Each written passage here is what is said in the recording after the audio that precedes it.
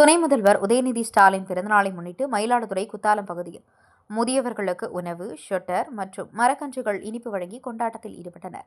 மயிலாடுதுறையிலும் குத்தாலம் மங்கைநல்லூர் பகுதியில் துணை முதல்வர் உதயநிதி ஸ்டாலின் பிறந்தநாள் விழாவை திமுகவினர் பல்வேறு நலத்திட்டங்கள் செய்து கொண்டாடினர்.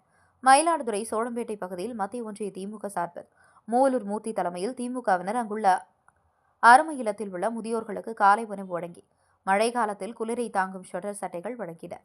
மேலும் கூத்தாலம் திமுக கிழக்கு ஒன்றியம் சார்பில் ஒன்றிய செயலாளர் மங்கை சங்கர் தலைமையில் மங்கை நல்லூரில் பொதுமக்களுக்கு இனிப்பு வழங்கி மரக்கன்றுகள் வழங்கி கொண்டாடினர். மேலும் மயிலாடுதுறை அன்பகம் காப்பகத்தில் மனவளர்ச்சி குன்றிய குழந்தைகளுக்கு மயிலாடுதுறை நகர்மன்ற தலைவர் செல்வராஜ் தலைமையில் உணவு வழங்கி சிறப்பாக கொண்டாடினர்.